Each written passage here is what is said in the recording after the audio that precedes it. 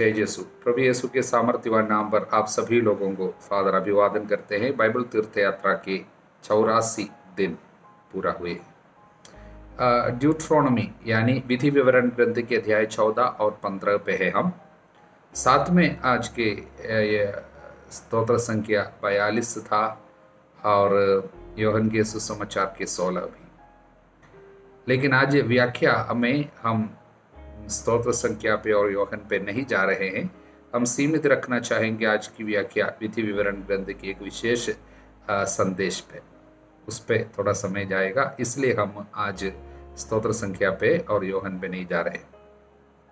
विधि विवरण के अध्याय 14 को हम देखते हैं। समय शुरू करते हैं।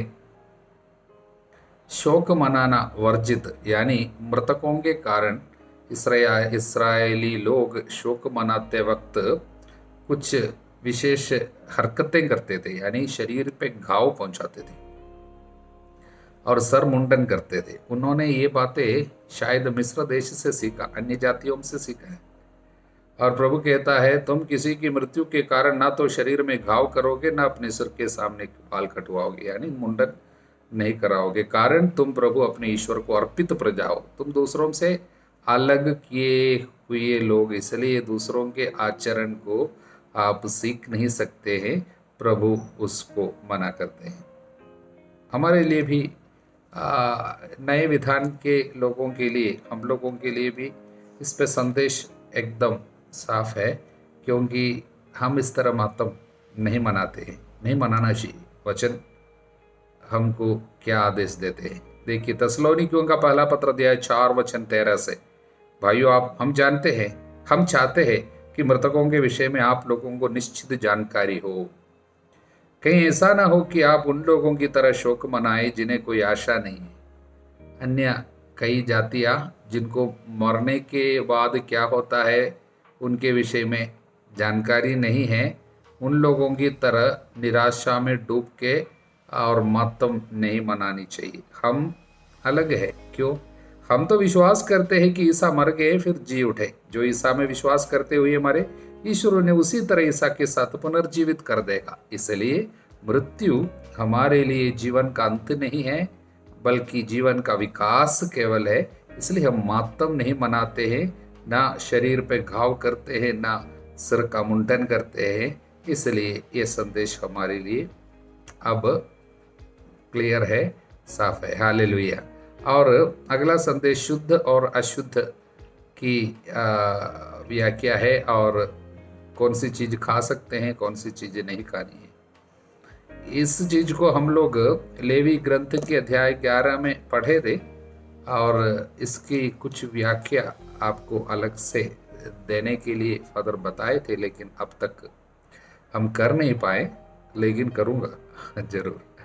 और इसमें कौन कौन से जानवरों को खा सकते हैं और कौन कौन से जल जंतुओं को खा सकते हैं, कौन सी पक्षियों को खा सकते हैं, और कौन कौन सी छोटी जीव जंतु अशुद्ध है और शुद्ध है, जिसे खा सकते हैं, जिसे खा नहीं सकते हैं, इसका विवरण है। और क्या ये नियम आज विश्वासियों पर लागू है? नहीं है। क्यों? और उसकी व्याख्या हम फिर से आपको अलग से वीडियो पे देंगे, क्योंकि लेवी ग्रंथ की व्याख्या हम देने को बाकी है। कई कारणों से, कई चीज़ों में फंसे रहने के कारण हम अलग से उसको नहीं दे पाए। साथ में आपकी प्रार्थना और उत्साह की भी कमी है। आप हमारे लिए प्रार्थना करते रहना और उत्साह के साथ वचन पढ़ते जाना। काफ़ी लोगों का उत्साह कम हो गया बाइबल पढ़ने में और व्याख्या सब सुनने में। इसलिए जब आपका उत्साह ज़्यादा है, हमारे यहाँ पर भी हमको आपके लिए कुछ करने के लिए प्रेरणा और समय सब प्रभु प्रबंध करेगा। हालेलुया। और आज की मुख्य संदेश दशमांश के विषय में। दशमांश हम सब सुने हैं। दशमांश क्या है? पुराने विधान दशमांश के लिए विशेष महत्व दिया है, और विधि विवरण ग्रंथ में, लेवी ग्रंथ में, गणना ग्रंथ में सब इसके विषय में काफ़ी बताए गए हैं, बहुत कुछ बताए गए हैं। और आज भी हम लोग सुन रहे हैं दशमांश की विशेषता क्या है, दशमांश देना चाहिए। और अन्य डिनोमिनेशन यानी जो कैथोलिक नहीं है, क्रिश्चियन, अन्य क्रिश्चियन संस्थाओं में, कलीसियाओं में इसका विशेष महत्व रखता है, वो लोग बहुत जोर देता है। लेकिन आज संदेश इस बात पे है कि पुराने विधान के ये नियम, दशमांश का नियम, क्या आज विश्वासियों पर लागू है या नहीं है।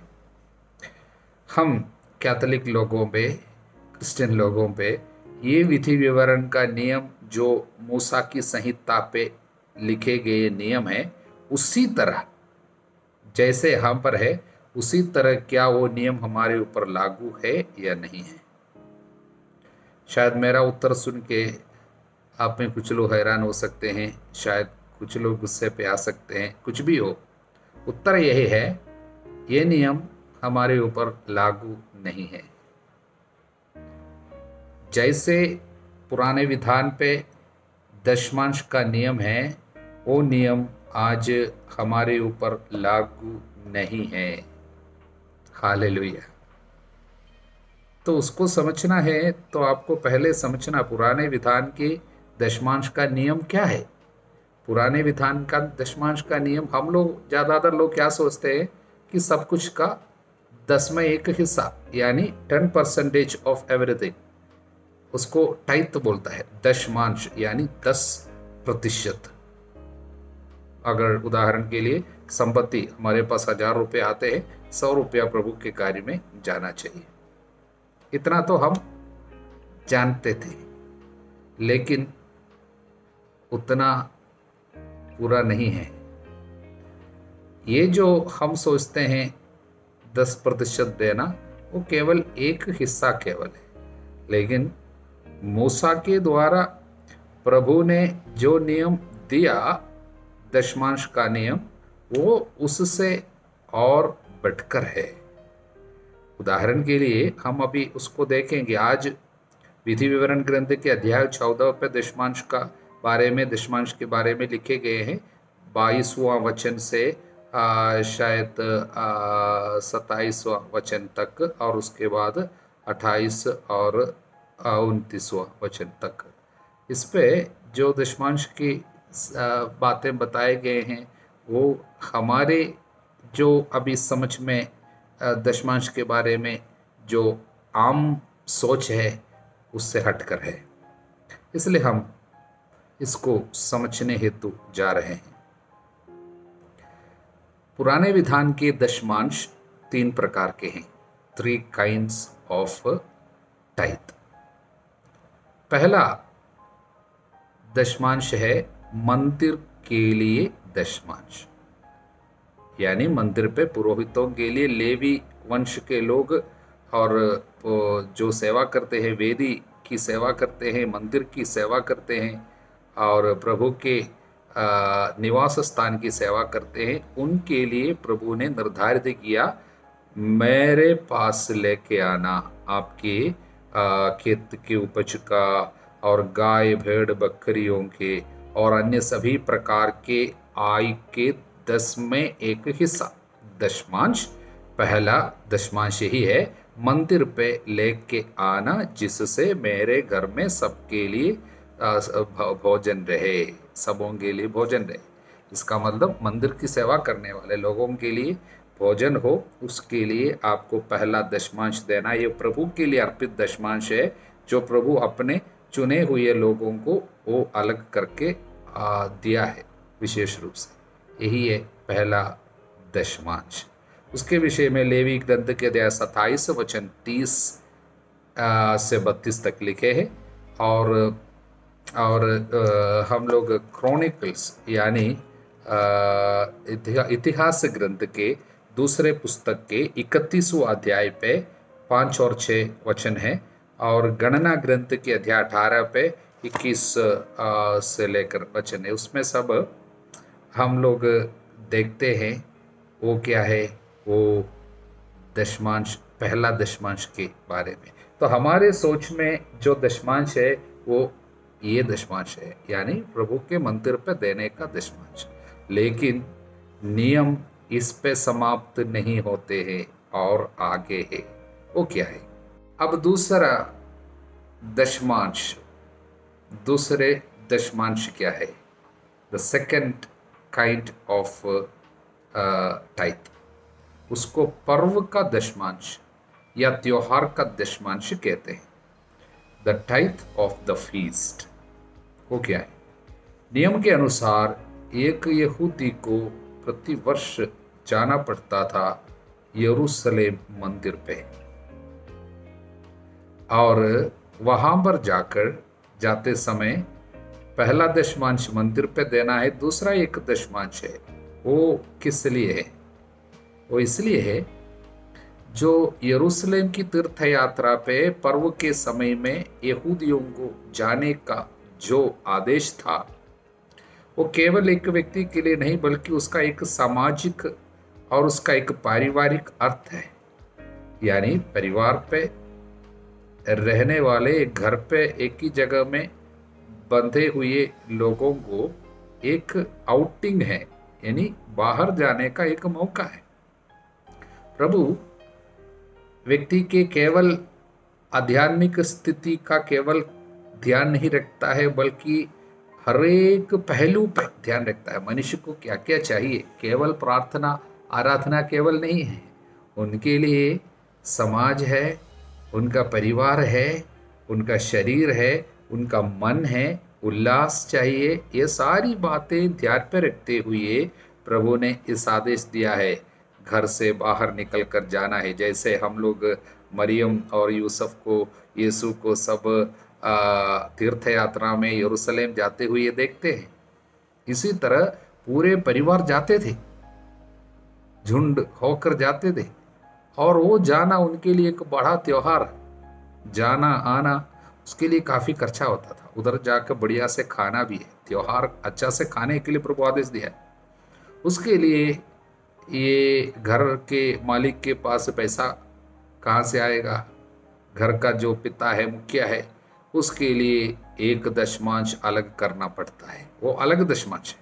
दूसरा दशमांश, वो दशमांश किस लिए है? इस पर लिखा है, आज हम विधि विवरण ग्रंथ के अध्याय 14 पे वचन 22 जो देखते हैं, वो दूसरे दशमांश के बारे में लिखा है। 22वां वचन से 27वां वचन तक उस पर लिखी हुई बात दूसरा दशमांश है। तुम प्रतिवर्ष अपनी भूमि के बोए हुए बीज की उपज का दशमांश अलग करोगे। तुम अपने अनाज, अपनी अंगूरी, अपने तेल का दशमांश, अपने मवेशी, भेड़ बकरियों के पहलौठे का मांस प्रभु अपने ईश्वर के सामने उसी स्थान पर खाओगे। इसका मतलब ये समर्पित करने का नहीं है, ये दशमांश अपने लिए, अपने परिवार के लिए है। उसको ले जाके बेच सकते हैं, किसी को दे सकते हैं, उसका पैसा से आपको खाना पड़ेगा। जैसे उसमें क्या है, यदि वह स्थान तुम्हारे यहाँ से अधिक दूर हो, अगर वहाँ पर जाना अगर मुश्किल हो, तो क्या है, इसे प्रभु तुम्हारा ईश्वर अपना नाम स्थापित करने के लिए चुनता है। तुम वहाँ सब कुछ नहीं ले जा सकते हो, और ये सारा सामान आप लेकर नहीं जा सकते हो, तो क्या करना है, तुम वहाँ सब कुछ नहीं ले जा सकते हो, क्योंकि प्रभु ने तुमको भरपूर आशीर्वाद दिया है, तो तुम वो सब बेच सकते हो, उसका रुपया लेकर उसे वो स्थान ले जा सकते हो जिसे प्रभु चुनता है। वो पैसा ले जा सकता है, लेकिन जाना है, जाकर फिर क्या करना है, ये पैसा ले जाकर उधर चढ़ाने के लिए नहीं, फिर तुम वहाँ उस रुपये से अपनी इच्छा के अनुसार सब कुछ मोल ले सकते हो, जैसे बछड़े, भेड़े, अंगूरी, मदिरा या जो वस्तु चाहते हो। तो वहाँ प्रभु अपने ईश्वर के सामने अपने परिवार के साथ आनंद मनाते हुए भोजन कर सकते हो खाने के लिए। इसका मतलब ये दूसरा दशमांश आपको प्रभु के आदर में खाने के लिए, त्योहार के समय बढ़िया से खाना खाना। उस समय वहाँ जाके थोड़ा सा बीफ हो, मटन हो, चिकन हो, कुछ भी हो, वो जो भी खाना चाहते हैं आप, वस्तु चाहते हो खा सकते हो। वहाँ पर पीने के लिए भी अंगूरी, मदिरा वो भी पी सकते हैं, लेकिन ये पीने की बात जैसे आदमी लोग अड़िया दारू सब यूं ही पीते, उस तरह पीने के लिए नहीं है। परिवार के साथ वहाँ जाकर थोड़ा सा दाखरस हो, इस तरह का चीज पेय मिलता है, वो पी सकते हैं, खा सकते हैं। वाइन पीते थे, और इस तरह प्रभु के आदर में वहाँ जाकर खा सकते हैं। इस पे देखिए प्रभु क्या संदेश देते हैं। परिवार के लिए एक उल्लास का समय चाहिए। एक तीर्थ यात्रा में जाते हैं, परिवार के पूरे रिश्ताओं को एक कथा में बात रखने के लिए इस तरह का आउटिंग परिवार के लिए अच्छा है, परिवार के रिश्ता के लिए अच्छा है, समाज के लिए अच्छा है, क्योंकि 2-3 परिवार सब मिलकर जाएंगे तो उनके बीच में एक रिश्ता बढ़ जाएंगे। इसको सब प्रभु ध्यान में रखते हुए, और मनुष्य के लिए क्या अच्छा खाने की ज़रूरत है और उल्लास की ज़रूरत है। मन का एक ही जगह में काम कर रहे हैं बराबर, उनको थोड़ा बाहर जाना चाहिए, तब मन थोड़ा अच्छा होगा और प्रसन्नता आ जाएगी, खुशी मनाएंगे। ये सब प्रभु चाहता है। प्रभु मनुष्य का आनंद को बहुत चाहने वाला है, इसलिए प्रभु ने इसको निर्धारित किया है दशमांश अलग करना, यानी उसका 10% आप इस कार्य के लिए अलग करके रखना। बाहर जाके तीर्थ यात्रा में जाके एक साथ भोजन सब करने के लिए ये पैसा इस्तेमाल करना। हालेलुया। तो आपको समझ में आए, यह आज के अध्याय पे 14 पे जो हम देख रहे हैं वो दूसरा दशमांश के विषय में है। पहला दशमांश अलग है, दूसरा दशमांश अलग है। अब तीसरा एक और दशमांश है, उसके विषय में विधि विवरण की इसी अध्याय पे 28 और 29 वचन पर है। तुम प्रति तीसरे वर्ष यानी 3 वर्ष में और एक दशमांश देना है। तीसरा वर्ष, हर तीसरे वर्ष एक दशमांश, उस वर्ष की उपज का दशमांश अपने अपने नगर में जमा करो, जिससे लेवी उनकी अपनी भूमि का दाया भाग नहीं है, और तुम्हारे नगर में रहने वाले परदेशी, अनाथ, विधवाएं आ सके, खाकर तृप्त हो जाए। प्रभु तुम्हारा ईश्वर तुम्हारे सब कार्यों में आशीर्वाद प्रदान करे। इसलिए तीसरा एक और दशमांश है, वो हर 3 वर्ष में जमा करते हैं, और वो किसके लिए है? वो गरीबों के लिए। This is the tithe of the poor, tithe for the poor, गरीब लोगों के लिए। उसमें लेवी लोग भी है, उनका अपना जमीन नहीं है, उनको ये अभी जो लेवियों के लिए देता है, वो पहला दशमांश में लेवियों को देता है, वो सेवा करने के कारण, ये गरीब होने के कारण। ये दूसरा है, ये अलग है। इसलिए यहाँ पर भी परदेशियों को, अनाथ विधवाओं को विशेष रूप से भोजन खिलाने के लिए हर तीसरे वर्ष आपको और एक दशमांश अलग करना होगा। ये भी नियम का हिस्सा है। दशमांश से जुड़े हुए नियम का, पुराने विधान का यदि पालन करते हो, केवल पहले का पालन करके दूसरा तीसरा छोड़ नहीं सकता है। पुराने विधान का दशमांश आपके ऊपर लागू हो, ये तीनों लागू है। ऐसा नहीं है कि एक हिस्सा हम लेगा दूसरा हम छोड़ देगा, वो नहीं होता है।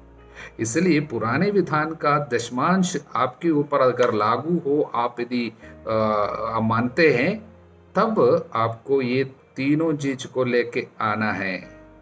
ये हम जो दशमांश के विषय में सोचा उससे बहुत परे है, क्योंकि प्रभु को और अपने आप को और गरीबों को, ये 3 हिस्सा है वहाँ पर। देखिए, देने के बात पर ये एक बहुत सुंदर बात प्रभु ने सिखाया। प्रभु को देना और अपना कार्य परिवार के लिए, उसके लिए अलग करना, और गरीबों के लिए दूसरा देना, तीसरा। तो ये तीनों मिलकर दशमांश की संहिता है। तो आप सोचते होंगे, अरे ये तो पहली बात हम सुने। इस्राएली सब ऐसा जानता था क्या? ऐसा करता था? इस्राएली लोग सब जानते थे, ये नियम सभी लोगों को पता था। इन लोग ऐसे ही करते थे। उदाहरण के लिए तोबित एक अच्छा यहूदी था। तोबित, वो क्या कहता है? तोबित के ग्रंथ पे अध्याय 1 में हम वचन 6 से पढ़ते हैं, मैं अकेला बार बार पर्वों के अवसर पर यरूशलेम जाया करता था, जैसा कि इस्राएल के लिए सदा बने रहने वाला आदेश। मैं प्रथम फल, क्योंकि ये शादी के पहले की बात पहले से बता रहे, जब किस तरह ये बड़ा हो गया उस समय की बात बोल रहे। मैं प्रथम फल, पहला उठे बच्चे, पशुओं का दशमांश, भेड़ों का पहला कटा हुआ ऊन ले जाया करता था। वेदी पर ये चीज़ें हारून वंशी याजकों को दिया करता, और मैं गेहूं, अंगूरी, तेल, अनार और अन्य फलों का दशमांश यरूशलेम में सेवा करने वाले लेवियों को दिया करता। इसलिए पुरोहितों लेवियों को पहला दशमांश देता था। अब दूसरा दशमांश मैं बेचता था।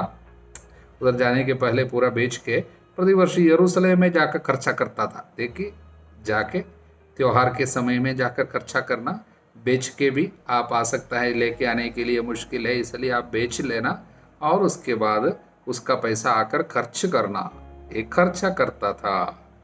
तीसरा दशमांश, वचन 8, तीसरा दशमांश में अनाथों, विधवाओं, इसराइलियों के हर रहने वाले नवदेशित परदेशियों को दिया करता।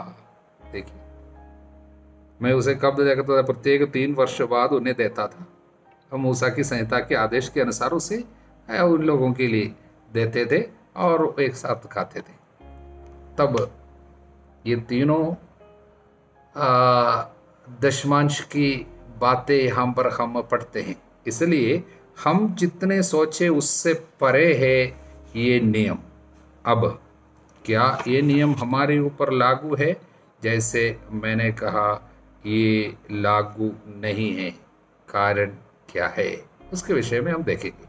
देखिए, जब प्रभु ईसा मसीहा सूली पर अपना लहू बहाकर जब आत्मबलि चढ़ाई, तब पुराने विधान की यानी मूसा के द्वारा इस्राएलियों के साथ सिनाई पर्वत पर से प्रभु ने जो विधान इस्राएलियों के साथ निर्धारित किया था, पत्थर के पाटियों पे और वो नियम लिख कर दिया था, वो पुराने विधान ईसा मसीहा जिस दिन मरे हमारे पापों के प्रायश्चित के लिए, तब पुराने विधान समाप्त हो रहे हैं। नया विधान जो कि यीशु के लहू के द्वारा अब निर्धारित की गई है, और वो पत्थर के पाटियों पे नहीं बल्कि आत्माओं पे, हमारी आत्माओं पे पवित्र आत्मा द्वारा लिखी जाती है।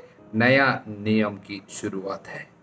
जब प्रभु ने कहा सब पूरा हो चुका है, इसका मतलब पुराने विधान की नियम संहिताएं अब वहां पर समाप्त, अब नया नियम है हमारे लिए, अब प्रभु का नियम है, the law of the Lord, नया नियम। लेकिन जब पुराना विधान समाप्त हुआ, जब हम बोलते हैं, इसका मतलब ये नहीं है कि उनका हमारे ऊपर कोई आध्यात्मिक अधिकार नहीं है, ऐसा नहीं है। पुराने विधान में लिखी हुई हर एक बात की एक स्पिरिचुअल पॉइंट है, एक आध्यात्मिकता है उसका, वो स्पिरिचुअली हमारी मदद करते हैं, आध्यात्मिक जीवन में वो हमारी मदद करते हैं, क्योंकि वहां पर सब कौन छिपकर बैठा है? आने वाला मुक्तिदाता वहां पर छिपकर बैठा, वो तो हम देख रहे हैं। अब जब हम बाइबल पढ़ रहे, उदाहरण के लिए लेवी ग्रंथ के हर एक पन्ने में और गणना ग्रंथ में सब किसको हम देख रहे? प्रभु को हम देख रहे हैं। इसलिए उसका आध्यात्मिक महत्व है, उसमें आत्मा है, जीवन है, उसमें आशीर्वाद है। वो वचन दोहराने से चंगाई मिलती है, कृपा मिलती है। लेकिन वहां पर जो नियम लिखे हैं, इसको खाना नहीं, इसको ये नहीं करना, वो चीज का हमारे ऊपर अब लागू नहीं है। इसी तरह जो नियम अभी हम देखे हैं दशमांश का, उस नियम का भी हमारे ऊपर उसका अधिकार अब चला गया। देखिए, इसके विषय में पुराने विधान और नए विधान का जो कनेक्शन है, इनको समझना बहुत जरूरी है। उदाहरण के लिए कुछ वचन हम आपको दे रहे हैं। रोमियों के अध्याय 6 वचन 14 और 15, संहिता की नहीं, हम अब अनुग्रह के अधीन हैं, अब संहिता के अधिकार में हम नहीं हैं। और अध्याय 7 वचन 5 और 6, हमें संहिता से मुक्ति मिली है, क्योंकि संहिता के नियम का अगर पालन करना होता, वहां पर कई लोगों को आज भी मार डालना पड़ता था। उदाहरण के लिए, तुमने ये किया, साबत के नियम का तुमने भंग किया, पत्थर से मार डाला जावे, नहीं तो आज भी मनुष्यों की मृत्यु हो जाती। और पाप से मुक्ति चाहिए, हमको जाकर बलि चढ़ाना होता था, मतलब जानवरों का बलि चढ़ाना पड़ता था, वो सब बंद है। अभी हमें उसके पालन करना नहीं है। नहीं तो अगर हम उसके अधिकार में अभी भी होता, तो अगर वो नहीं करता, हमारे ऊपर पाप लगता। आज हम नहीं करते, हम जानवरों की बलि नहीं चढ़ाते, कारण यीशु के बलि के साथ ये नियम संहिता रद्द है। प्रभु ने उसको पूरा किया हमारे लिए। अब हम प्रभु के नियम पे चलते हैं। इसलिए गलातियों के पत्र मैं आपको पढ़कर सुनाता हूँ, कम से कम काफ़ी वचन है, फिर भी समय की कमी के कारण नहीं पढ़ना चाहता था, फिर भी मैं कुछ तो पढ़कर सुनाऊंगा। गलातियों के अध्याय 3 15 से 14 अध्याय 7 तक इसका पूरा मतलब व्याख्या दी गई है, क्यों पुराना विधान से हम नए विधान में आ गए हैं। उदाहरण के लिए मैं 2-3 वचन पढ़ता हूँ। उदाहरण के लिए 23वां वचन से पढ़ता हूँ, गलातियों के अध्याय 3 23 से 25 तक तौर पढ़ता हूँ। विश्वास के आगमन से पहले हमको उसके प्रकट होने के समय तक, विश्वास के आगमन से पहले हमको उसके प्रकट होने, यीशु के बारे में बोल रहे, प्रकट होने के समय तक संहिता के निरीक्षण में बंदी बना दिया गया था। उस समय संहिता दिया गया था एक निरीक्षक के रूप में, निरीक्षक के रूप में। इस प्रकार जब तक मसीह नहीं आए और हम विश्वास के द्वारा धार्मिक नहीं बने, तब तक संहिता हमारी निरीक्षक रही। किंतु अब विश्वास आया है और हम निरीक्षक के अधीन नहीं हैं। निरीक्षक कौन है? संहिता में लिखी हुई ये सारी बातें, हम उसके अधीन नहीं। अब हम विश्वास के अधीन है। यीशु के लहू के द्वारा हम पूर्ण धार्मिकता पे आ गए हैं। हालेलुया। इसलिए हम उसके अधिकार में नहीं हैं, इसलिए उन नियमों का हमारे ऊपर अधिकार नहीं है।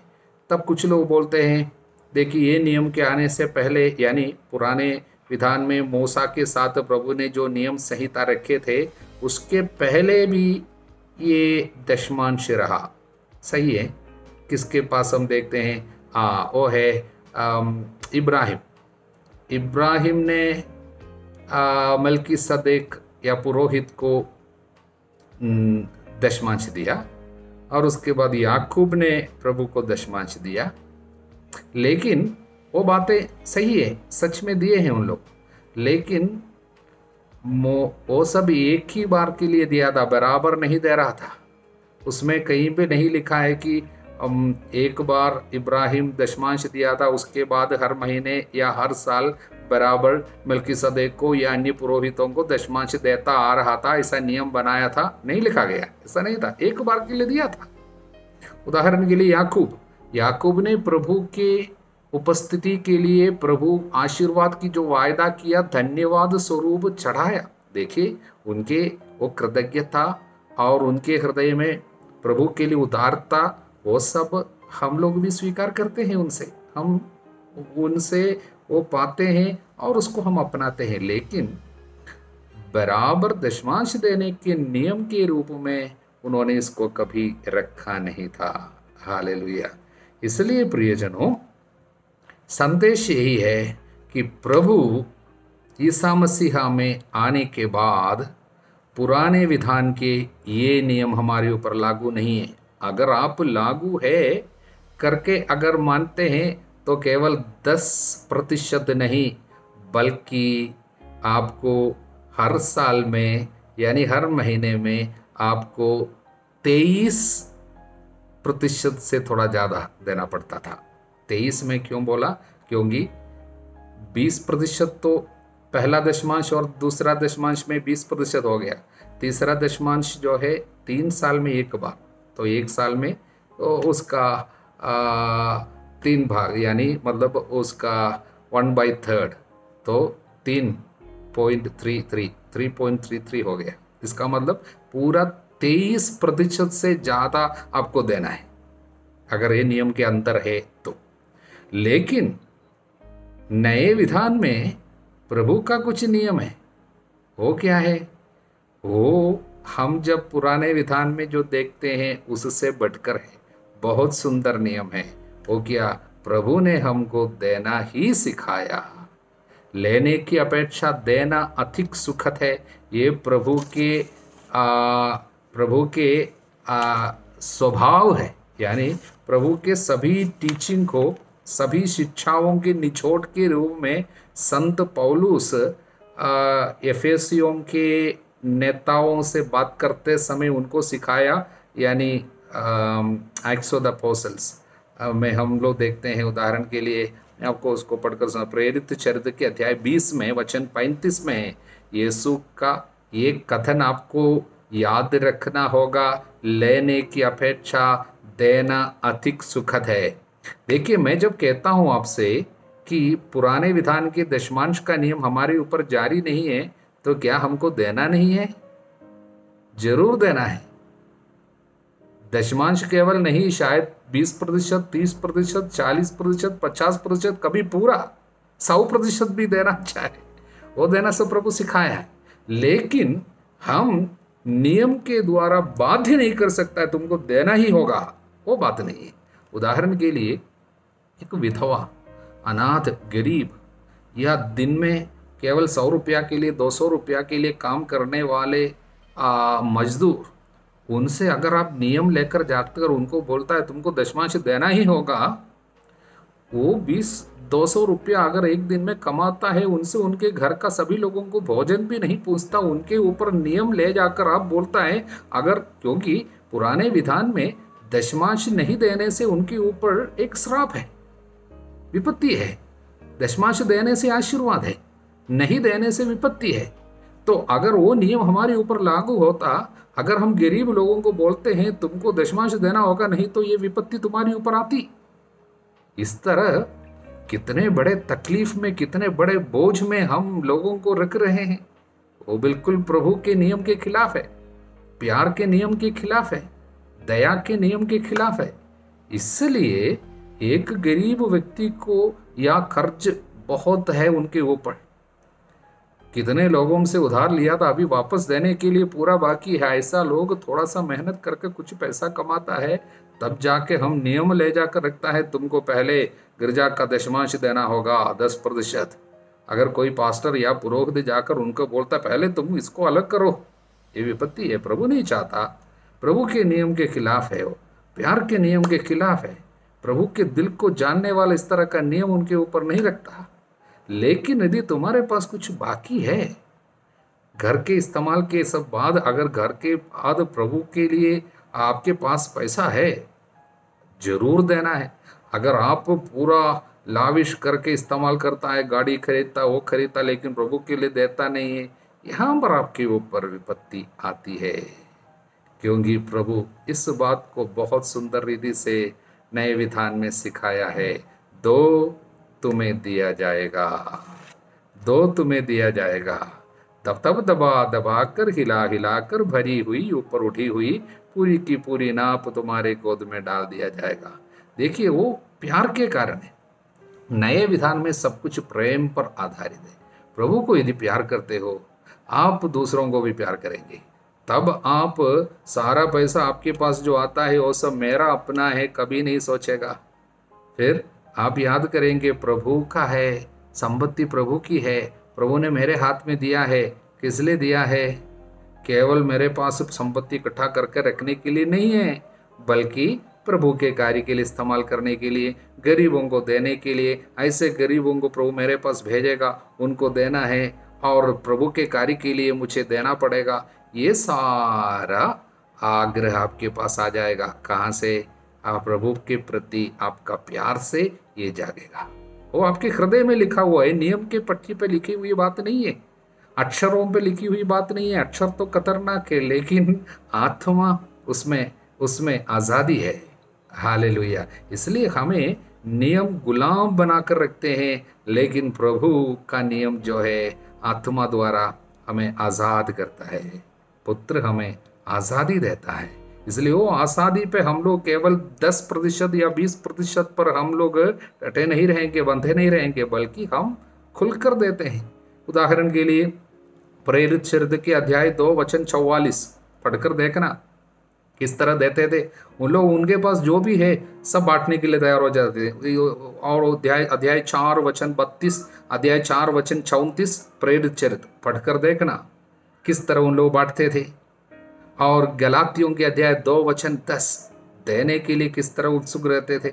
और कुरिन्थियों का पहला पत्र अध्याय 16:1-4 तक, और दूसरा कुरिन्थी, उसमें जरूर थोड़ा सा जाना चाहिए। कुरिन्थियों का दूसरा पत्र अध्याय 8, वहाँ पर कितनी सुंदर बातें हैं, लिखे हैं। पूरे अध्याय 8 जो है वो उदारता के बारे में है, आपको देना है, देने के बारे में सिखाता है।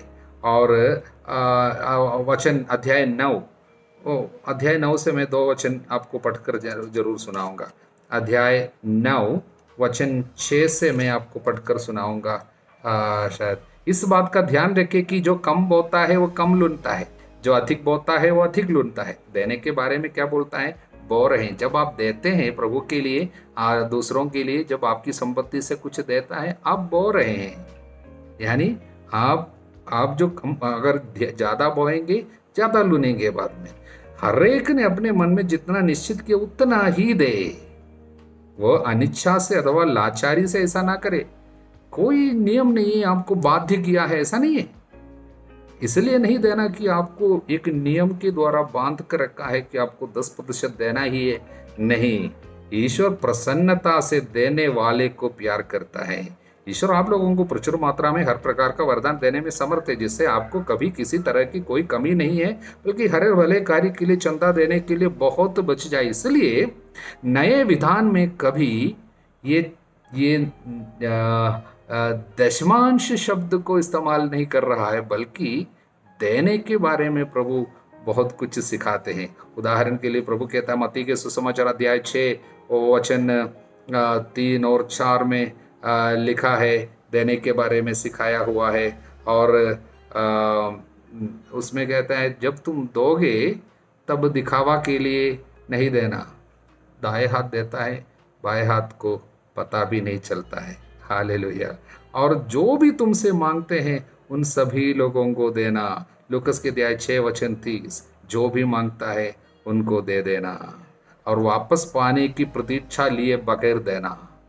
अगर कोई लेकर जाता है वापस नहीं देता है, मांगना पूछना भी नहीं है। ये सब प्रभु का नियम है। इसका मतलब प्रभु देना तो सिखाया है और उसने सब कुछ हमारे लिए दिया, लेकिन जबरदस्ती नियम के अनुसार नहीं देना, बड़े प्यार से देना। संपत्ति को इकट्ठा करके रखना एक पाप है। संपत्ति इकट्ठा करके रखना पाप है।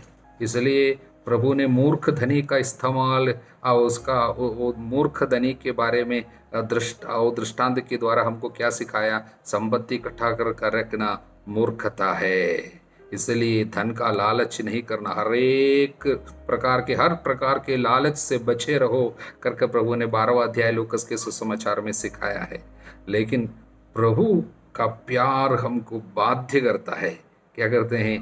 देने के लिए बाध्य करते हैं, तब हम देंगे। वो कुरिन्थियों का दूसरा पत्र अध्याय 5 वचन 14 से मैं आपको पढ़कर सुनाता, क्योंकि मसीह का प्रेम हमें प्रेरित करता रहता है। इट अर्जेस अस। हम क्यों देते हैं दूसरों को?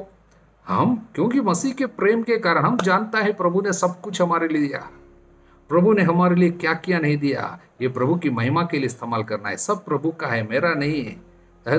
जीवन कितने दिनों का है हम नहीं जानते, कितना दिन बाकी। उसके पहले हमारे हाथ में दिए हुए हर एक चीज को प्रभु की महिमा के लिए हम बांटे, जिससे हमें स्वर्ग में पूंजी, धरती पे पूंजी इकट्ठा नहीं करना, स्वर्ग में पूंजी जमा करना। इसका मतलब देना प्रभु ने सिखाया। इसलिए मसीह का प्रेम हमें बाध्य करता है। हम ये समझ गए कि जब एक सबों के लिए मर गया तो सभी मर गए हैं। मसीह सबों के लिए मरे, जिससे जो जीवित है वे अब से अपने लिए नहीं बल्कि उनके लिए जीवन बिताए जो उनके लिए मर गए और जी उठे हैं। इसलिए हम किसी चीज को अभी दुनिया की दृष्टि से नहीं देखते हैं। इसलिए प्रियजनों, जब मैंने आपसे कहा पुराने विधान का ये नियम हमारे ऊपर लागू नहीं है, तो ये नहीं सोचना देने की अब जरूरत नहीं है, बल्कि हम अभी 10% देख के नहीं देता, बल्कि जितना हमारे पास है प्यार से हम देते हैं।